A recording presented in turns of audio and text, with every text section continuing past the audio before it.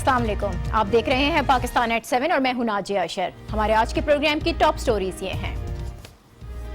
America में 7 इस्लामी मुमालिक पर visa पाबंदी पर पूरी दुनिया चीख रही है, लेकिन हम खामोश हैं।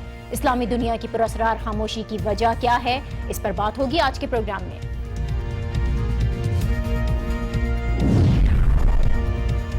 और इसहाक डार क्लियर, लेकिन वजीर आजम फंस सकते हैं। डार साहब का मनी लॉन्ड्रिंग से मुतालिक एतराफी बयान हुकूमत को परेशान कर सकता है।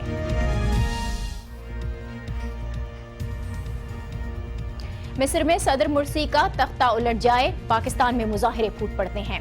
फलस्तीन में इसराइल हमास पर चढ़ दौड़े तो यहाँ ईंट से ईंट बन जाती है। बमबारी हलब में हो, तबाही के मनाजिर यहाँ की सड़कों पर दिखाई देते हैं। मुख्तसरन पाकिस्तानी मुस्लिम दुनिया को जो भी परेशानी होती है उसको अपनी परेशानी समझते हैं, उस पर आवाज़ भी उठाते हैं, लेकिन इस बार मामला कुछ मुख्तलिफ है, कुछ अलग है। अमरीका Iran, Iraq, Sudan, Somalia, Yemen, शाम और लिबिया के तारकीन वतन पर पाबंदी लगाने जा रहा है। इस्लामी दहशतगर्दी के लफ्ज़ का बार बार इस्तेमाल कर रहा है। मुसलमानों की अमरीका में रजिस्ट्रेशन की बातें हो रही हैं। अमरीकी सदर डोनाल्ड ट्रंप के इक़दामात पर पूरी दुनिया चीख रही है। सरापा एहतजाज है। जर्मनी ने इस पर तनकीद की है, बरतानिया आवाज़ उठा रहा है। फ्रांस को देखें तो वो नाराज़ है, कैनेडियंस भी बोल रहे हैं। यहाँ तक कि सदर ट्रंप की अपनी पार्टी के सेनेटर्स ने इस फैसले को गलत करार दिया है।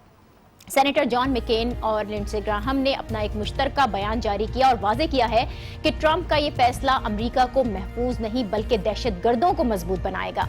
मुख्तसरन ये कि दुनिया भर में ही इस पर आवाज़ें उठ रही हैं, लेकिन इस पूरे मामले पर अगर कोई खामोश है तो वो इस्लामी रियासतें हैं। सऊदी अरब, मिस्र और पाकिस्तान जैसे मुमालिक हैं जिन्होंने अब तक इस फैसले पर एक लफ्ज़ तक नहीं बोला है।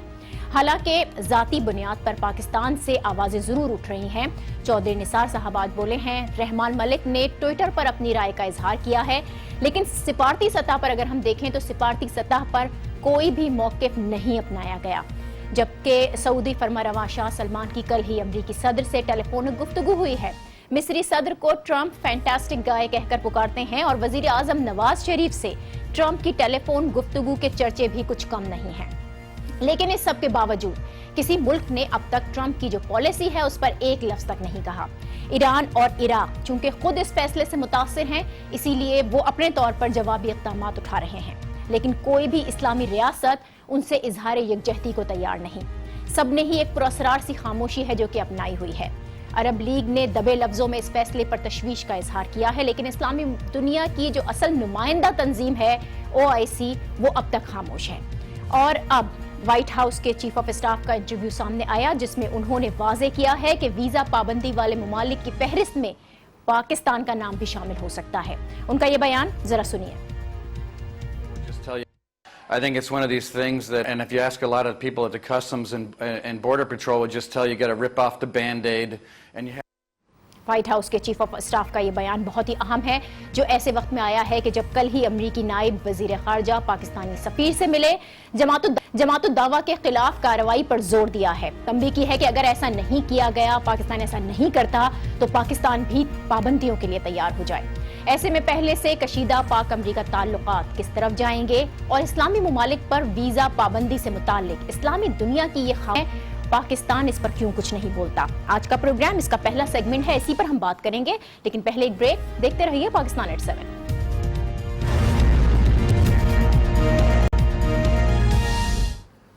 Welcome back. अमेरिका की 7 इस्लामी मुमालिक पर वीजा पाबंदी के खिलाफ पूरी दुनिया ही सरापा एहतजाज है, लेकिन इस्लामी दुनिया क्यों खामोश है, इसी पर हम बात करेंगे। सीनियर सहाफी जाहिद हुसैन साहब ने हमें ज्वाइन किया है। बहुत शुक्रिया जाहिद साहब आपका। 7 इस्लामी मुमालिक पर अमेरिका ने पाबंदी लगाई। पाकिस्तान की तरफ अगर हम देखें तो इमरान खान का बयान आया है, रहमान मलिक ने भी अपने ख्यालात का इजहार किया, चौधरी निसार भी आज बोले हैं, लेकिन सिफारती सतह पर अब तक खामोशी है और लग यूं रहा है कि शायद अब पाकिस्तान का नाम भी उस फहरिस्त में शामिल हो सकता है। इसके बावजूद हुकूमत की खामोशी क्या वजह लगती है आपको? देखें, ये अभी तो ये कहना जो कुछ हुआ है उस पर तो यकीनी तौर पे पूरी दुनिया में, जैसे आपने कहा, पूरी दुनिया में इस पे जो है एहतजाज हुआ है। खुद अमेरिका के अंदर भी बहुत ज़्यादा इस पे एहतजाज है और मेरा ख्याल ये कि उसकी वजह से जो है काफ़ी इनको थोड़ा बहुत पीछे भी हटना पड़ा है। अब ये असल बात ये है कि इस वक्त ये 2-3 दिन के अंदर ये सारी चीज़ें हुई। यकीनी तौर पे इसको جو مسلم ممالک ہیں ان کو کوئی نہ کوئی جو ہے اپنا ایک حد تک جو ہے ایک موقف ظاہر کرنا چاہیے. ایسے ممالک ہیں اس میں مسلم ممالک میں شاید ان کا نام تو اس میں نہیں آیا لیکن آئندہ چل کے ان پہ بھی سختیاں ہونی شروع ہو جائیں گی. اس میں یہ تھا کہ جیسے دنیا بھر میں اس پہ احتجاج کیا جا رہا ہے اس میں ضروری ہے کہ مسلم ممالک جن پہ جس پر پابندی نہ بھی لگی ہو ان کو اس بات کا دینا چاہیے نوٹس, اس کو بتانا چاہیے کہ اگر کسی پہ صرف کسی مذہب کی بنیاد پہ کسی پہ پابندی لگتی ہے کسی کے خلاف تو اس پہ جو ہے اس کا رد عمل ضرور آنا چاہیے, کیونکہ جب امریکہ میں اس قسم کے فیصلے ہوتے ہیں تو اس کا براہ راست تمام ممالک میں جو ہے اس کا اثر پڑتا ہے. اب دیکھیں کہ اس پہ دنیا بھر میں جو ہے اس پہ مظاہرے ہو رہے ہیں, اس پہ تنقید ہو رہی ہے, سب سے زیادہ تو تنقید خود امریکہ کے اندر ہو رہی ہے. بالکل. تو میں سمجھتا ہوں کہ ٹھیک ہے اس میں وقت لگتا ہے کہ جو ہے آپ سے سوچنا چاہیے کہ کیا آپ کا لا عمل ہونا چاہیے, لیکن یقینی طور پہ اس پہ رد عمل ہونا چاہیے. ٹھیک ہے, لیکن اگر آپ ہم پاکستان کی طرف آ جائیں اور اس کی بات کریں, کل ہی امریکی نائب وزیر خارجہ نے تنبیہ کی ہے کہ اگر پاکستان جماعت الدعوہ کے خلاف کارروائی نہیں کرتا تو پھر پاکستان بھی پابندیوں کے لیے تیار ہو جائے. ایسے میں پاکستان کا نام بھی اس فہرست میں اگر شامل ہو جاتا ہے تو پھر کیا صورتحال بنے گی یہاں پر؟ دیکھیں ابھی جس خبر کا حوالہ دے رہا ہے مجھے بہت زیادہ اس پہ کوئی وہ نہیں لگ رہا ہے, کیونکہ ابھی تو جو وزیر خارجہ بھی جو ہے ابھی 2 دن پہلے کنفرم ہوئے ہیں, وہاں پہ ان کی ابھی کیبنٹ بھی نہیں بنی ہے.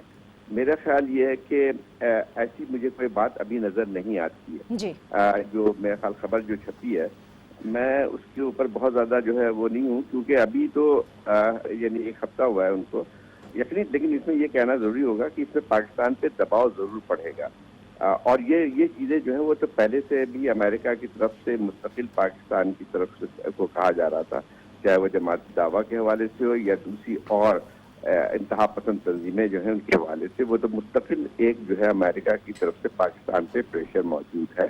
اب یہ دیکھنا ہے کہ جو ہے آئندہ جو ہے 1-2 ہفتے میں جو ہے ٹرمپ ایڈمنسٹریشن کی طرف سے اور کیا کہا جاتا ہے پاکستان پہ.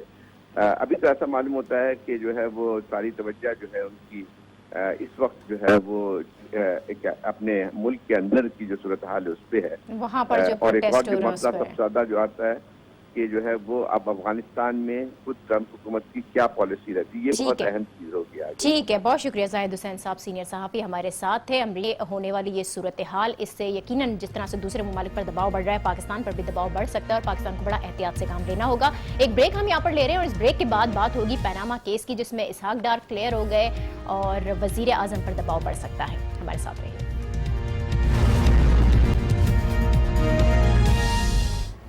Welcome back. Hudaibiya paper mills میں منی لانڈرنگ سے متعلق اسحاق ڈار کا برسوں پرانا بیان اب پیناما کیس میں وزیر اعظم کے لیے خطرہ بن سکتا ہے.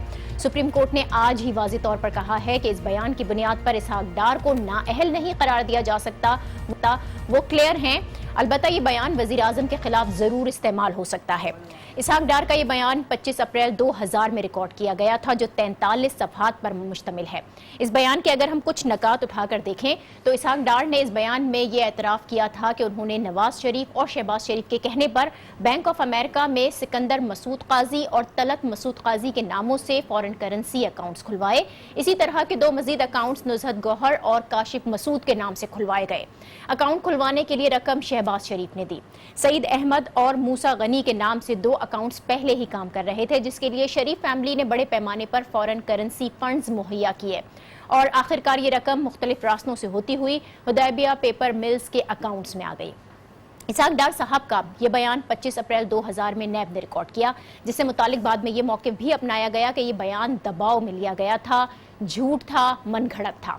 اب اس بیان کی اہمیت کیا ہے اور کیا اس طرح اسے وزیر اعظم کے خلاف استعمال کیا جا سکتا ہے؟ انہی پیچیدگیاں ہیں, ہم بات کریں گے. ماہر قانون لیاقت شہوانی صاحب ہمارے ساتھ ہیں. بہت شکریہ لیاقت شہوانی صاحب آپ کا. حدیبیہ پیپر ملز کیس میں اسحاق ڈار صاحب کا جو بیان ہے 16 سال پرانا ہے. سپریم کورٹ کے جو ریمارکس ہیں اس کے بعد یہ واضح ہے کہ یہ بیان اسحاق ڈار کے خلاف استعمال نہیں ہوگا, لیکن وزیر اعظم کے لیے یہ بیان ایک خطرہ بن سکتا ہے. کتنا ہم سمجھتے ہیں آپ آج کے اس بیان کو؟ دیکھیں, وزیر اعظم صاحب اور ان کے بچے جو ہے اس وقت ایک شیشے کے گھر میں موجود ہیں, جہاں پہ ان کے اپنے تاریخ کا میرے خیال یہ نازک ترین دور ہے میاں صاحب اور اس کے فیملی کے لیے, کہ انہیں کورٹ میں آ کے ان کے اوپر جو سکینڈلز ہیں, جو کرپشن کے چارجز ہیں, اس کیس کا سامنا ہے، اور اس کیس میں کوئی چھوٹی سی بھی کوئی شواہد اگر نواز شریف صاحب کے خلاف یا اس کے فیملی کے خلاف کہیں سے بھی آ جاتی ہے تو اس مرحلے پہ اس کی بہت بڑی امپورٹنس ہے پیناما کیس کے ساتھ۔ آپ جانتے ہیں کہ ICIJ نے یہ اسکینڈل لیک کیا تھا، اور یہ ایک انٹرنیشنل آرگنائزیشن ہے۔ اس کے بعد جو ہے ایک ملک کے وزیر اعظم کو استعفیٰ دینا پڑا تھا، جبکہ کافی ممالک میں کورام مچ گیا تھا۔ اسی کیس میں جو ہے نواز شریف صاحب جو ہے پارلیمنٹ سے خطاب بھی کر چکے ہیں، اپنی صفائی کے حوالے سے بیانات بھی دے چکے ہیں، لیکن یہ کورٹ میں آنے کے بعد اب کروشل سٹیج کی طرف جا رہی ہے۔ اس میں امپورٹنٹ بات یہ ہے کہ جو اسحاق ڈار صاحب نے جو کنفیش کیا تھا، اب وہ تو کہہ رہے ہیں کہ اس زمانے میں ان پہ مشرف کے زمانے میں دباؤ تھا، دباؤ کے تحت اس نے اس طرح کا بیان دیا اعترافی۔ سوال یہ اٹھتا ہے کہ اگر اتنے ہی کمزور آدمی ہے اسحاق ڈار صاحب تو آج وہ فائنانس منسٹر کیوں ہیں؟ اگر اتنے ہی کمزور آدمی ہے تو 23 ماہ اس نے جیل میں کیسے گزارے؟ اور اگر اتنے ہی کمزور آدمی ہے یہی معاملہ ہے لیاقت شہوانی صاحب، یہ سب کچھ تو ہو چکا نا، نواز لیگ تو پہلے ہی کہہ چکی ہے کہ یہ بیان من گھڑت ہے، دباؤ ڈال کر دیا گیا۔ عدالت میں نیب نے جو آج ریکارڈ جمع کرایا ہے اس سے متعلق، کیونکہ وہ یہ بتا رہے ہیں کہ 21 اپریل کو معافی ملی تھی، جبکہ جو بیان ہے 25 کو ریکارڈ کرایا گیا تھا، یعنی معافی ملنے کے بعد ڈار صاحب نے یہ بیان دیا ہے۔ اس ریکارڈ سے تو یہ لگ رہا ہے کہ ڈار صاحب پر بیان دیتے وقت کوئی دباؤ نہیں تھا، کیونکہ معافی تو انہیں پہلے ہی مل چکی تھی۔ میں بھی یہی کہہ رہا ہوں کہ اس پہ جو ہے دباؤ نہیں تھا، لیکن اس کے جو وکیل ہیں شاہد حامد صاحب نے کورٹ میں یہ آرگومنٹ دیے ہیں کہ انڈر دی ڈیوریس، دباؤ کے تحت اس سے یہ بیان الفی لیا گیا۔ اب چونکہ ڈار صاحب کے ساتھ یہ کتنا ریلیٹ کرتا ہے، اور NAB exchange security exchange commission of Pakistan اور جو دیگر ادارے اٹارنی جنرل آف پاکستان، اس نے بھی آنا ہے کورٹ میں اپنا بیان ریکارڈ کرانا ہے۔ تاہم اس وقت اہمیت اس بات کی کم ہے کہ اسحاق ڈار صاحب کن حالات میں اس نے یہ بیان دیا۔ اہمیت اس کی بات کی ہے کہ آلریڈی پیناما کیس میں 2 امپورٹنٹ سوال ڈھونڈے جا رہے ہیں، ایک منی ٹریل اور منی ٹریل سے منسلک ہے منی لانڈرنگ، جو بذات خود جرم ہے کسی ایک لیاقت شہوانی صاحب، عدالت نے آج نیب پر بھی سوال ہے، جو نیب پر سوال اٹھایا ہے اسے پوچھا گیا ہے کہ حدیبیہ پیپر ملز کیس میں عدالتی فیصلے کو سپریم کورٹ میں چیلنج کیوں نہیں کیا گیا۔